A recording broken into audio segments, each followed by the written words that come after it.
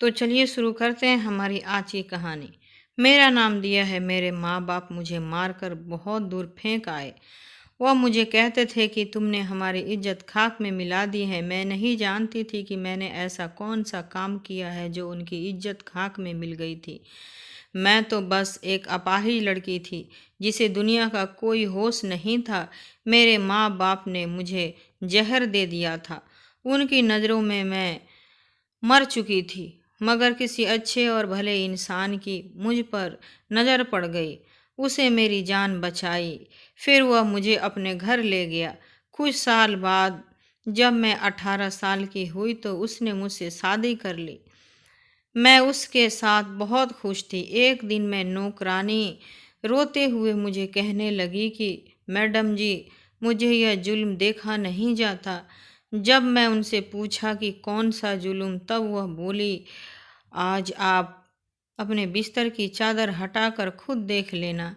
आपको सब पता चल जाएगा कि साहब जी आप पर इतना मेहरबान क्यों हैं।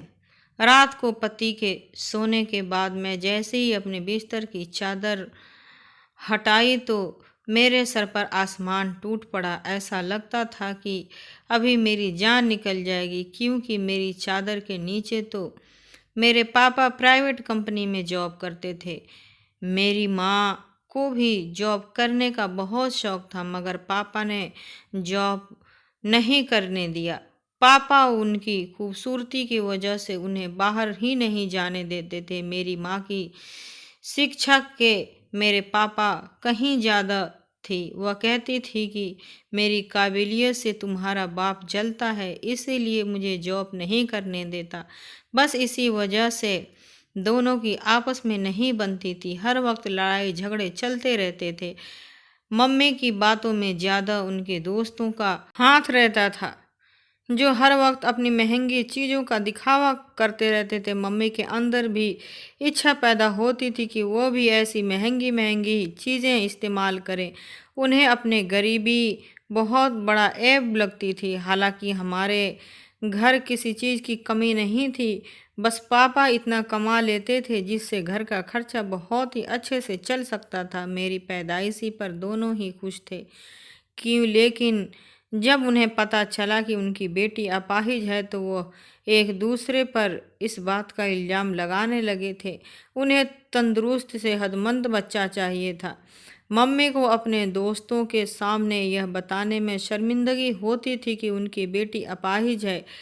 पापा तो वैसे भी मुझे बोझ समझते थे। मैं सारा दिन रोती रहती थी। एक दादी ही थी जो मेरा ख्याल रखती थी, मेरे पास बैठी रहती थी, और ऐसे ही करते करते मैं 12 साल की हो गई। मुझे कहीं भी जाने की अनुमति नहीं थी। मैं मम्मी पापा की लड़ाई झगड़ा देखकर बड़ी हुई थी। मम्मी का बेपनाह हुस्न मुझे विरासत में मिला था, लेकिन इतनी खूबसूरती का क्या फ़ायदा जब मुझे कोई प्यार ही नहीं करता था। भगवान ने मुझे खूबसूरती दिल खोल कर दी थी, लेकिन मुझे चलने फिरने के लिए पैर नहीं दिए थे। जब आपको बोझ समझा जाए तो फिर आपके अंदर की सारी खूबियाँ कमी में बदल जाती हैं। पापा कहते थे कि पता नहीं किस गुनाह की सज़ा हमें ये अपाहिज लड़की मिली है। हालांकि मैं उनकी इकलौती औलाद थी। पापा और औलाद नहीं करना चाहते थे, बस मुझे देखकर कहते थे कि इतनी खूबसूरत बच्ची है, काश अपनी टांगों से चल सकती। अब कौन इससे शादी करेगा, हमेशा हमारी ज़िंदगी पर एक बोझ की तरह बनी रहेगी। मेरा दिल चाहता है कि मेरे माँ बाप मुझे प्यार करें, मगर वह तो मेरी तरफ देखने के लिए भी राजी नहीं थे। वह तो आपस में एक दूसरे से लड़ते झगड़ते रहते थे और एक दूसरे से अलग हो जाना चाहते थे। मम्मी पापा से कहती कि मुझे तलाक दे दो, मुझे तुम्हारे साथ नहीं रहना, लेकिन सबसे बड़ी वजह मैं थी। वह मुझे किसी अनाथ आश्रम में डाल देना चाहते थे, लेकिन दादी ने ऐसा नहीं होने दिया। और फिर अचानक दादी की तबीयत खराब रहने लगी तो कोई मुझे पूछता तक नहीं था। उनका इलाज भी जैसे तैसे चल रहा था, और फिर इसी बीमारी के दौरान दादी 1 महीने के बाद ही हमेशा हमेशा के लिए भगवान के पास चली गई। मैं बहुत रोई थी कि भगवान मुझे भी अपने पास बुला ले। दादी को मरे ही कुछ दिन गुजरे थे कि मम्मी पापा की लड़ाइयाँ और भी ज़्यादा बढ़ गई थी। मम्मी अपना सारा गुस्सा मुझे मार कर निकालती थी। क्या पता कि मैं ठीक हो जाती। मम्मी पापा के गैर मौजूदगी में किसी आदमी से भी मिलने लगी थी। मम्मी ने मुझे सख्ती से मना कर दिया था कि यह बात मैं किसी को भी नहीं बताऊंगी। और फिर एक दिन मेरे मम्मी पापा में किसी बात पर बहस हुई। उसके बाद मम्मी मेरे पास आई और मुझे अपने हाथों से खाना खिलाने लगी। मैं हैरान हुई कि मम्मी को क्या हुआ जो वह मुझे अपने हाथों से खाना खिला रही हैं, मगर मैं नहीं जानती थी इस खाने में जहर मिला हुआ है। खाना खाने के बाद जब मैं बेहोश हो गई और मेरे माँ बाप को लगा कि मैं मर चुकी हूँ, तब वह मुझे उठाकर बहुत दूर जगह पर ले आए थे। उस वक्त मेरी उम्र 14 साल थी। मैंने सुना हुआ था कि माँ बाप को अपनी औलाद से बहुत मोहब्बत होता है। वह खुद को मुश्किलों में डाल लेते हैं, लेकिन अपनी औलाद पर आने वाली हर तकलीफ को दूर करने की कोशिश करते हैं। अपनी औलाद को सर्द गर्म हवा भी नहीं लगने देते। लेकिन मुझे जहर देते समय मेरे माँ बाप के हाथ नहीं कांपे थे। उनके अंदर से शायद इंसानियत खत्म हो गई थी। वह अपना अपना सफ़र अलग करना चाहते थे, जो कि मैं उनके इस काम में रुकावट बनी हुई थी। लेकिन मुझे मरने की क्या ज़रूरत थी? वह मुझे किसी अनाथ आश्रम में फेंक देते।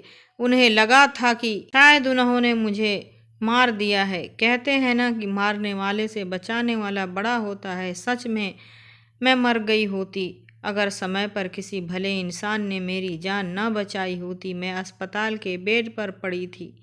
मैं बहुत हैरान थी कि आज के दौर में कौन ऐसा करता है, जबकि मेरी तो माँ और पापा ने भी मुझे मरने के लिए छोड़ दिया था। मेरे लिए वह एक फरिश्ता था जिसने मुझे धूप में जलते हुए छाँव दी थी। उसने मुझे मेरा नाम पूछा और पूछा कि तुम कौन हो और किसने तुम्हें जहर दिया है।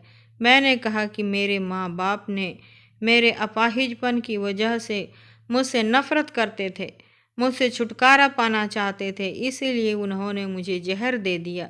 वह आदमी अच्छा भला खूबसूरत था। उम्र भी कोई ज़्यादा नहीं थी। यही कोई 22-23 साल की उम्र का नौजवान लड़का था। वह मुझे अपने घर ले आया। उसका घर बहुत खूबसूरत था। वह मुझे बहुत ही अमीर घर का लगा था। मैंने उससे पूछा कि आपको घर में कोई नहीं रहता? तो उसने कहा कि मेरा भी इसी दुनिया में कोई नहीं है। उसने कहा कि आप यहाँ रह सकती हैं। मुझे पहले तो बड़ी झिझक होती थी कि किसी गैर मर्द के घर में कैसे रुक सकती थी, लेकिन फिर मेरे पास कोई दूसरा रास्ता भी तो नहीं था। मैंने कहा कि आप मुझे कोई काम दे दे, तो वह हंसकर कहने लगा कि तुम काम करने के लिए इस दुनिया में नहीं आई हो। काम करने के लिए मेरे घर में बहुत सारे नौकर हैं। फिर वह मेरा बहुत ख्याल रखने लगा। समय यूं ही गुजरती चली गई और फिर मैं 18 साल की हो गई थी। मैं धीरे धीरे उसे दिल ही दिल में पसंद करने लगी थी। जिस तरह से वह मेरी देखभाल करता था, मेरी परवाह करता था, मेरे दिल में उसके लिए मोहब्बत पनपने लगी थी। लेकिन कभी कहा नहीं था, क्योंकि मैं जानती थी कि उसका और मेरा कोई मेल नहीं था। फिर एक दिन अचानक उसने मुझे खुद ही शादी के लिए बोल दिया। मैं तो हैरान रह गई थी। उसे जैसा इंसान भला क्यों मुझसे शादी करेगा? मगर यह सच्चाई थी। उसने मुझसे कहा कि मुझे तुमसे मोहब्बत हो गई है, और मैं भी उसकी बात पर विश्वास कर लिया। उसकी आंखों में उस समय मोहब्बत की चमक साफ दिखाई दे रही थी। और फिर उसने मुझे ढेर सारी शॉपिंग करवाई, मुझे हर चीज़ लेकर दी, और फिर एक दिन उसने मुझसे शादी कर ली। मुझे तो यह सब एक सपना की तरह लगता था। क्या भगवान ने मेरी किस्मत में इतनी खुशियाँ लिखी रखी थी? मुझे तो विश्वास ही नहीं आ रहा था। मैं उसके साथ बहुत खुश थी। अब मैं उसके घर की मालकिन थी। मुझे इस दुनिया में सहारा मिल गया था। मेरे भगवान ने मेरे जैसे अपाहिज को भी इतना अच्छा हमसफ़र दिया था। उसका नाम रोहित था। रोज काम से वापसी पर वह मेरे लिए ताज़ा गुलाब जरूर लाता था। मुझे घर का कोई काम करने नहीं देता था। मैं रोजाना उसके लिए सजती संवरती रहती थी। उसने बताया उसका बहुत बड़ा बिजनेस है और वह बहुत पैसे वाला है। मुझे अपने साथ ले जाते हुए उसे कभी भी शर्म महसूस नहीं हुई थी। मैं हर पार्टी में उसके साथ जाती थी। उसके फ्रेंड सब हैरान थे।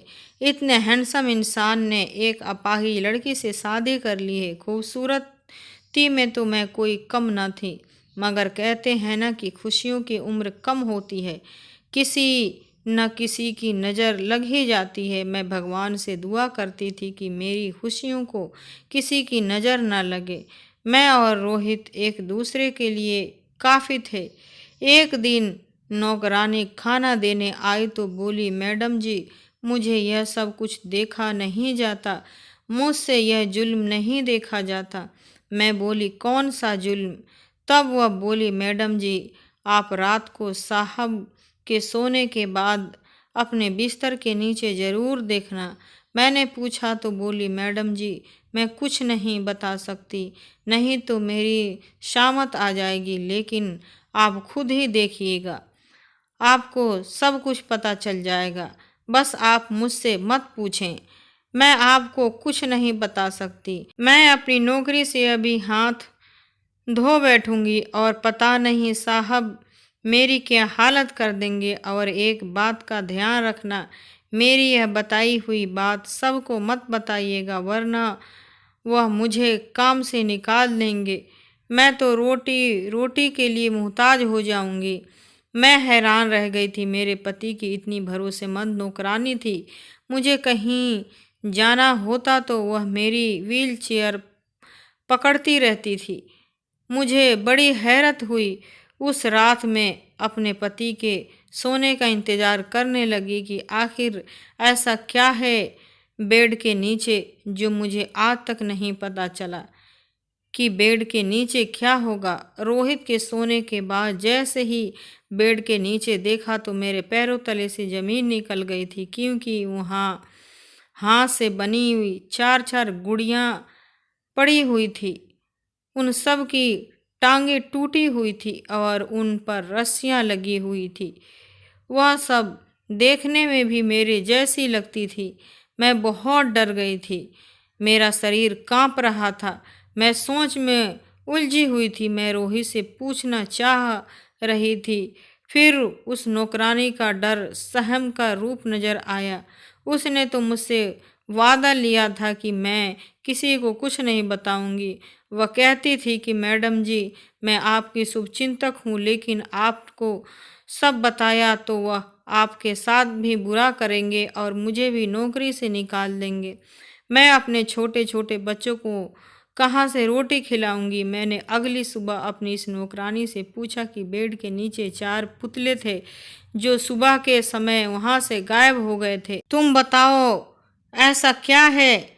मुझसे मत छुपाओ, मैं तुम्हारी कही हुई बात किसी को नहीं बताऊंगी। वह बोली, मैडम जी, आपको नहीं लगता कोई आप पर इतना मेहरबान है? उसकी कोई न कोई वजह तो ज़रूर होगी। आपसे पहले यहाँ और बहुत सी लड़कियाँ आई थी, वह सब की सब खूबसूरती से इम्प्रेस थी। साहब ने उसे भी इस तरह से शादी की थी, लेकिन वो लड़कियाँ, फिर वह अपनी बात काट कर बोले, मैडम जी, आप बहुत मासूम हैं, आप साहब से बच कर रहें, मैं आपकी मदद करना चाहती हूँ। नौकरानी की बात सुनकर मुझे अपने कानों पर विश्वास नहीं आया। मैंने कहा, मुझे पहले ये बताओ कि उस पुतले से क्या होगा? वह बोली, मैडम जी, पहले वाली मैडम साहिबा की बेड के नीचे ऐसे ही पुतले साहब ने रखे थे, मैंने खुद देखा था। फिर कुछ दिन बाद ही वह मैडम मर गई थी। साहब ने कहा कि किसी को मत बताना, हम सबको भी बताने से मना किया है।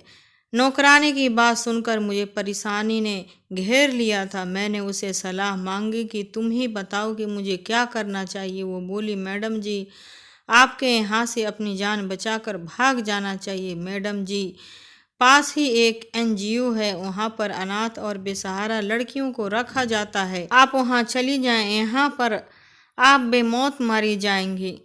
मैं वह पुतले देखकर और नौकरानी की बात सुनकर बहुत डर गई थी। मेरा दिल यह सब मानने से इनकार कर रहा था। रोहित तो मेरा इतना ख्याल रखता था, मेरे लिए इतना चिंतित रहता था। उसने कहा था कि मैं डॉक्टर से बात कर ली है। डॉक्टरों ने उम्मीद दिलाई है कि तुम जल्दी ही ठीक हो जाओगी, तुम्हारा इलाज हो जाएगा और तुम अपने पैरों पर खड़ी हो सकोगी। कोई मुझे इतना चाहता हो और फिर वह यह सब कैसे कर सकता है? कैसे वह मेरी जान ले सकता है? मुझे समझ नहीं आया कि मैं किसका यकीन करूं और किसका ना करूं। मेरी नौकरानी एक दूसरी नौकरानी को लेकर आई, उसने भी वही कहानी सुनाई। दूसरी नौकरानी के मुंह से सुनकर अब तो मैं सच में डर गई थी। उस नौकरानी ने मेरी बहुत मदद की थी। उसी ने टैक्सी बुलाई और मुझे उस टैक्सी में बैठा दिया और ड्राइवर से कहा कि मैडम जी को एनजीओ के गेट पर उतार देना। ड्राइवर ने मुझे एनजीओ के गेट पर उतार दिया। मैं अपनी व्हील चेयर पर बैठी रही। कुछ समय बाद जब मैं बाहर ही व्हील चेयर पर बैठी रही, मेरी माँ ने मुझे देख लिया और गाड़ी रोककर मेरे पास आ गई। वह मुझे जिंदा देखकर रोने लगी। मैं अपनी माँ को देखकर डर गई थी कि कहीं घर जाकर फिर से वह मुझे जहर ना दे दे, मगर मैं भाग भी नहीं सकती थी। मेरी आंखों में डर देखकर वो बहुत शर्मिंदा हुई। वो मुझे कहने लगी, बेटा मुझे माफ़ कर दो, मैं तुम्हारे साथ जो कुछ भी किया बहुत गलत किया था। मैं तो समझ गई थी कि तुम मर गई हो, मगर तुम तो जिंदा हो। वह मेरे पास आने लगी, लेकिन मुझे उन पर गुस्सा आया। मैंने कहा कि खबरदार, आपने मेरे करीब आने की कोशिश भी की तो मैं आपको कभी माफ़ नहीं करूँगी। वह मेरे पाँव पकड़कर बोली कि मुझे माफ़ कर दो। उस दिन तुम्हें मारना तो मेरा फैसला नहीं था, बल्कि यह फैसला तुम्हारे बाप का था। मैं बहुत मजबूर थी, मगर जब तुम मेरे साथ रहोगी, तुम्हारा बाप मुझसे न जाने कब का अलग हो गया है और उसने अपनी एक अलग दुनिया बसा ली है। मैंने कहा कि मैं कैसे विश्वास कर लूं कि आप घर जाकर मुझे अच्छे से रखोगे, मुझे मारोगे नहीं, मेरे साथ बुरा बर्ताव नहीं करोगे। मेरी माँ रोने लगी, कहने लगी, मेरी बच्ची, मेरा यकीन करो, मेरी तड़पती हुई ममता को सुकून आ जाएगा। मुझे एक मौका दो। मेरा दिल भी भर आया। मैंने उनके गले लगकर खूब आंसू बहाया। वह मुझे अपने घर ले आई। मैंने पूछा, पापा और आपकी तलाक क्यों हुई? मम्मी बोली, तुम्हारे पापा का मेरे साथ रहने का बिल्कुल भी मन नहीं था। वह मेरे साथ रहना ही नहीं चाहते थे। उन्होंने धमकी दी थी कि अगर मैं तुम्हें मारने में उनका साथ नहीं दिया तो वह हम दोनों को ही मार देंगे। इसीलिए मैंने इस डर से उनका साथ दिया था। लेकिन मैं मानती हूँ कि मुझे इस कदर कमज़ोर नहीं होना चाहिए था। फिर एक दिन तुम्हारे बाप ने दूसरी शादी कर ली। मैं तुम्हारे मामा के घर चली गई, लेकिन उन्होंने भी मेरा साथ नहीं दिया। सब ने यही कहा कि मर्द दूसरी शादी तभी करता है जब वह अपनी पहली औरत से खुश नहीं होता। तुमने अपने पति को खुश नहीं रखा, तभी उसने दूसरी शादी की है। इसमें तुम्हारी ही गलती है। तुम्हारा बाप कहता था कि मैं अपनी नई पत्नी के साथ साथ तुम्हें भी रखने को तैयार हूँ, लेकिन मैं तो उस इंसान के साथ रहना नहीं चाहती थी। मैं सारी सारी रात रोती रहती थी। मैं एक ऐसी माँ हूँ जिसने अपनी बेटी को ही जहर दे दिया था। मुझे एक पल भी सुकून नहीं आ रहा था। हर पल तेरा मासूम चेहरा नज़र आता था। तुम्हारे पापा के साथ मैं रहना नहीं चाहती थी। मैं पहले दौलत के लालच में थी। मुझे तुम्हारे पापा का एक दोस्त पसंद था, लेकिन मैं समझ गई थी कि कोई मर्द भरोसे के काबिल नहीं होता। मेरी तलाक के बाद वो भी मुझसे शादी करने के लिए राजी नहीं था। मैंने नौकरी की तलाश शुरू कर दी। फिर मुझे नौकरी भी मिल गई। जब मैं नौकरी करना शुरू कर दी तब मुझे एहसास हो गया कि मैंने क्या किया है। सारी उम्र तुम्हारी कदर नहीं की। तू मेरी औलाद थी। मैंने तुम्हारे साथ बहुत बुरा किया था। कितने लोग होते हैं जो औलाद की खुशी के तरसते हैं और भगवान से दुआएं करते हैं, उनके मुंह नहीं थकते भीख मांगते मांगते। मुझे तो भगवान ने औलाद की खुशी दी थी। मुझे माफ़ कर दो, मुझे माफ़ कर दो। मैं उनको और शर्मिंदा नहीं देख सकती थी, इसीलिए मैं अपनी माँ को माफ़ कर दिया। मेरी माँ खुश हो गई। मेरी माँ बोली, अब मैं तुम्हें कहीं जाने नहीं दूंगी। इतने समय तुम कहाँ रही थी? मैंने कहा, जब आप लोग मुझे मारकर कचरे में फेंक गए थे तब एक आदमी अपने घर ले गया था, मेरा इलाज करवाया और फिर उसी ने मुझसे शादी कर ली। लेकिन मुझे पता चला कि वह इंसान अच्छा नहीं है। मुझे वहाँ काम करने वाली नौकरानियाँ ने बताया कि उसने पहले भी बहुत सी शादियाँ की थी और वह अपने पत्नी की हमशक्ल गुड़िया बेड के नीचे रखता है और फिर कुछ ही दिन बाद उसकी पत्नी मर जाती है। जब मुझे यह सच्चाई पता चली तो मैं वहाँ से भाग आई। मैंने रोते हुए अपनी माँ को सारी बात बता दी। मेरी माँ रोते हुए बोली, यह सब मेरी वजह से हुआ है।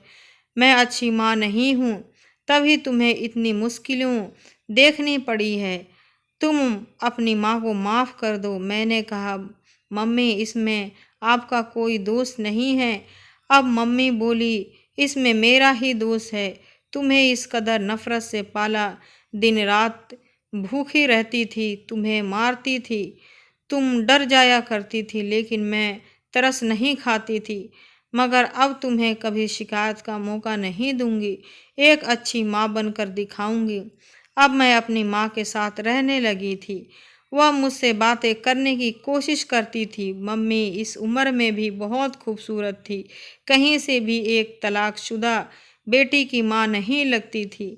कोई भी धोखा खा जाता। उनकी उम्र और चाल चलन से वह मेरी बहन लगती थी। अब भी मैं उन पर कई मर्द फिदा थे। मम्मी ने बताया कि वह जहाँ जॉब करती हैं, यह घर कंपनी की तरफ से मिला हुआ है। ऑफिस की तरफ से गाड़ी भी मिली थी। वह किसी अच्छी पोस्ट पर जॉब करती हैं। मुझे कहा कि तुम जल्दी तुम्हारे पति से तलाक दिलवा दूंगी। तुम्हें घबराने की ज़रूरत नहीं है। अब तुम अकेली नहीं हो, तुम्हारी माँ तुम्हारे साथ है। मैं खुश हो गई कि मैं अकेली नहीं हूँ। मुझे कहीं ना कहीं रोहित को छोड़ने का दुख जरूर था। रोहित की याद भी सताती थी, लेकिन जब मैं उसका असल रूप जान लिया है तो मुझे डर लगता है कि वह आगे मेरे साथ क्या कर सकता था। मम्मी ऑफिस से वापस आकर मुझे खूब सारी बातें किया करती थी। मुझे बताती थी कि मैं अपने पुराने सब दोस्तों को छोड़ दिया है। सब मुझे नीचा दिखाते थे। उन्होंने मेरे अंदर जहर भी भर दिया था। मैंने कहा कि इंसान गलतियों से ही सीखता है। मम्मी ने मेरे सामने तलाक के पेपर रखे, कहने लगी, ये पेपर मैंने तैयार करवा दिया है, तुम इन पर साइन कर दो। तलाक के पेपर देखकर मेरा दिल न जाने क्यों धड़क उठा था। मैंने पेपर माँ से ले ली। मैंने कहा, मैं सोच समझकर साइन कर दूंगी। मैं रोज़ पेपर देखती हूँ, लेकिन मुझे साइन करने की हिम्मत नहीं हो पाती थी। माँ मुझसे रोज़ पेपर मांगती कि तलाक के पेपर पर साइन कर दो, जिससे कि रोहित से भी इन पेपरों पर साइन करवाया जा सके। मुझे यहाँ रहते 1 महीना हो गया था। एक दिन रात को प्यास की वजह से उठी। वैसे तो मम्मी मेरे कमरे में पानी का जग रख देती थी, लेकिन आज मेरे कमरे में पानी नहीं था। मैं अपनी व्हीलचेयर पर बैठी और किचन में जाने लगी, लेकिन मुझे माँ के कमरे से आवाज़ आ रही थी। मुझे हैरत हुई कि सुनूं तो सही, वह किससे बातें कर रही हैं। रात के समय मम्मी के कमरे से कौन हो सकता है? मम्मी ने तो कहा था कि उन्होंने सबसे संबंध तोड़ दिया है, मगर गौर से सुनने लगी, किसी मर्द की आवाज़ आ रही थी। मम्मी को वह आदमी कह रहा था कि तुम जल्दी से जल्दी अपनी बेटी को तलाक दिलवाओ, वरना मैं तुम्हें नौकरी से निकाल दूंगा। शायद वह मेरी माँ का बॉस था, लेकिन रात के समय वह भी माँ के कमरे में। मुझे यह सब ठीक न लगा। फिर वह कहने लगा, तुम जो मुझसे शादी करने के सपने देख रही हो, तुम्हारे सपने तभी पूरे होंगे जब तुम मेरा काम करोगी। अगर मैं तुमसे अपना घर और गाड़ी वापस ले लूं तो तुम सड़क पर आ जाओगी। तुम अभी तक अपनी बेटी को तलाक नहीं दिलवा सकी हो। मैंने इतना कुछ किया, तुम्हारी बेटी की नौकरानी को पैसे दिए, उसको घर से निकलवाया, तुम्हारी बेटी के लिए दिल पर शक पैदा किया, झूठे पुतले बना कर रखे, और तुम अभी तक तलाक के पेपर पर साइन नहीं करवा सकी हो। यह अपाहिज लड़की मेरे बेटे की जिंदगी में नहीं होनी चाहिए। मैं हैरान थी, यह मेरे ही बात हो रही थी। यकीनन यह आदमी मेरे पति रोहित का बाप था। मेरी माँ बोली, जैसा तुम बोलोगे वैसा ही होगा। अब तुम्हें शिकायत का मौका नहीं मिलेगा। मैं अपनी बेटी के दिल में जगह बना ली है, और उसके दिल में जगह बनते बनते इतना समय लग गया है। वह बहुत भोली भाली है। मैं उससे तलाक के पेपरों पर साइन करवा लूँगी। अब मुझे सारी बात समझ आ गई थी। मुझे अपने काम वाली पर गुस्सा आया। मैंने इतनी मोहब्बत करने वाले पति पर विश्वास नहीं किया। मैंने कितनी आसानी से उसको छोड़कर आ गई थी। जो माँ बेटी को जहर दे सकती है, वो भला अचानक इतनी अच्छी कैसे हो गई। यह सोचे समझी चाल थी। वह नौकरानी भी मिली हुई थी। मैं उनकी बातों में आ गई। उन्होंने ही वह गुड़िया मेरे बेड के नीचे रखी थी और यह मनगढ़ंत कहानी बनाई थी। मुझे एकदम घुटन का एहसास हुआ। मैं वहाँ से निकल जाना चाहती थी। मैं चुपचाप जाकर अपने कमरे में लेट गई थी। मैंने मम्मी को बिल्कुल भी एहसास नहीं होने दिया कि मैं उनकी सच्चाई जान चुकी हूँ।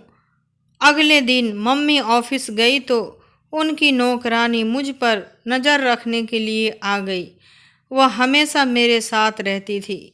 पहले मुझे नहीं पता था कि यह मुझ पर नज़र रखती है, लेकिन जैसे ही माँ की हकीकत मुझ पर खुली थी, मुझे पता चल गया था कि मेरी माँ ने ख़ास नौकरानी है और मुझ पर नज़र रखती है। मैंने उससे कहा कि मेरी मदद करो, मैं तुम्हें मुँह मांगी रकम दूंगी। तुम मुझे मेरे पति के घर ले चलो। मेरी माँ बिल्कुल भी अच्छी नहीं है, वह एक जालिम है। उसने बस मेरे सामने अच्छा बनने का नकाब चढ़ाया हुआ था। मैंने कहा कि वह मुझे तलाक दिलवाना चाहती थी, मेरा घर बर्बाद करना चाहती थी। मेरा घर बर्बाद करने के बाद उस अमीर आदमी से शादी करके वह मुझे छोड़कर चली जाएगी। तुम मेरी मदद करो, भगवान तुम्हें इसका फल देगा। उस नौकरानी को शायद मुझ पर दया आ गई थी और उसे कुछ पैसों को भी ज़रूरत थी, इसीलिए वह मान गई। मैंने तुरंत अपने हाथों में पहने हुए सोने के कंगन उस नौकरानी को दे दिए। मैंने कहा, मैं इसके बाद भी तुम्हें जितना रकम मांगोगी उतना दूंगी, बस तुम मेरी मदद कर दो। वह खुश हो गई थी। वह मुझे एक ऑटो में बिठाकर सीधा रोहित के पास ले आई। मेरा पति अभी मेरी यादों में तड़प रहा था और मेरी याद में सूख कर आधा हो गया था। मुझे देखकर हैरान हुआ और बोला, बगैर बताए तुम कहाँ चली गई थी?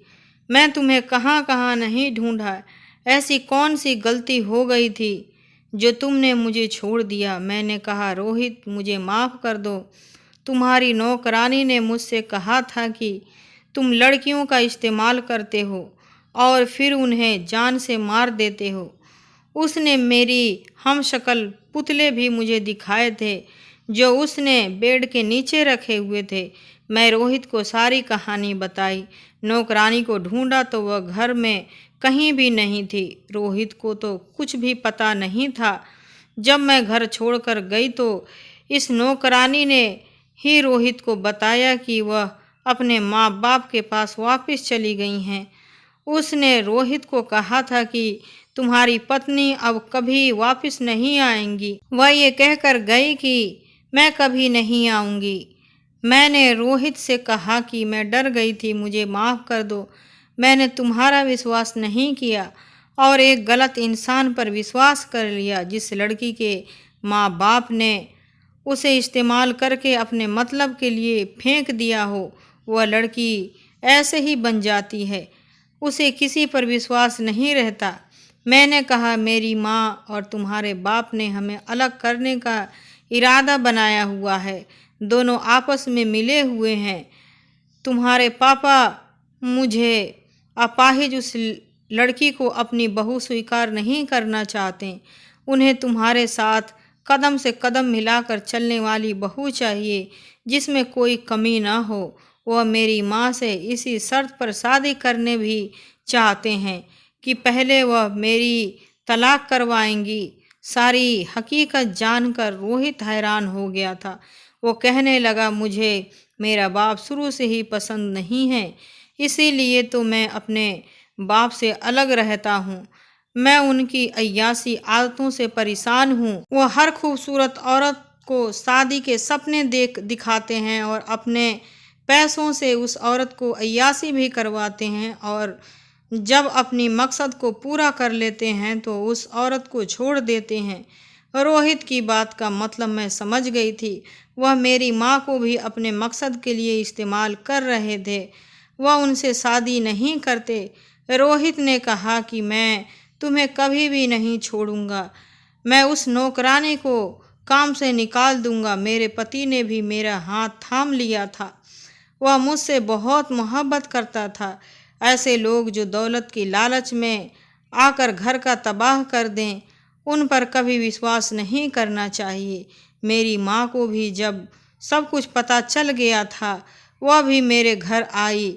उन्हें फिक्र थी कि अगर मैं रोहित के साथ रहने लगी तो उनके हाथ आए हुए दौलत उनके हाथ से निकल जाती। असल में उन्हें किसी से मोहब्बत नहीं थी, वह तो सिर्फ दौलत की भूखी थी। मेरी माँ कहने लगी, मेरी बेटी हो, मेरे साथ चलो, देखना मैं तुम्हारा इलाज करवाऊंगी। यह आदमी अच्छा नहीं है, तुम्हारी जान ले लेगा। मैं तुम्हें इस आदमी से तलाक दिलवा कर रहूंगी। मैंने कहा, मैं आपका असल चेहरा देख चुकी हूँ, अब मैं रोहित के साथ रहूंगी। मैं बेवकूफ़ थी जो आप पर विश्वास किया। मुझे समझ जाना चाहिए था कि आप विश्वास के लायक नहीं हैं। वह कहने लगी, क्या बोल रही हो? मैं तुम्हारा इलाज करवाना चाहती हूँ। तुमने तो मुझे माफ़ कर दिया था। मैंने कहा, मैंने आपकी उस रात सारी बातें सुन ली थी। अगर अब आपने मेरे साथ कोई ज़बरदस्ती की तो मैं आपको पुलिस के हवाले कर दूंगी। पुलिस का नाम सुनते ही मेरी माँ घबरा गई। मैंने कहा कि आप इस काबिल नहीं हैं कि आपको माफ़ किया जाए, और फिर मैं अपनी माँ पर कोई भी तरस नहीं खाई। मैंने उन्हें जान से मार देने के जुर्म में पुलिस के हवाले कर दिया था। मैंने पुलिस को बता दिया कि उन्होंने मुझे जहर देकर मारने की कोशिश की थी। पुलिस उन्हें गिरफ्तार करके ले गई थी। मैं कभी भी ऐसा नहीं करना चाहती थी, लेकिन मुझे पता था कि उन्होंने मेरी ज़िंदगी में सुकून कभी नहीं रहने दिया था। लेकिन भगवान का धन्यवाद था कि सब कुछ ठीक हो गया था। रोहित ने मुझे बताया कि मैं तुम्हें बहुत ढूंढा था, मगर तुम मुझे कहीं नहीं मिली। काश तुम मुझ पर विश्वास कर लेती। तुम्हारे माँ बाप दोनों ही गलत इंसान थे। मैं रोहित से माफ़ी मांगी कि मैं उस पर विश्वास नहीं किया। अब मैं दोनों खुशी खुशी रहते हैं। मैं रोहित के साथ अपने इलाज के लिए देश से बाहर गई थी। डॉक्टर ने ऑपरेशन का बताया था, इसके बाद यह चल फिर सकती हैं। रोहित मेरा इतना ख्याल करते हैं कि मैं भगवान का जितना भी धन्यवाद करती हूँ उतना ही कम है। ऑपरेशन के बाद मैं धीरे धीरे बिल्कुल ठीक होने लगी थी, अपने पैर पर चलने लगी थी, और इस समय रोहित ने मेरी बहुत मदद की थी। मैं भगवान का जितना भी धन्यवाद करूँ उतना ही कम है कि उसने मुझे इतना प्यार करने वाला हमसफ़र दिया था। दोस्तों वीडियो कैसा लगा कमेंट करके ज़रूर बताना। वीडियो को लाइक और मेरे चैनल को सब्सक्राइब ज़रूर कर देना।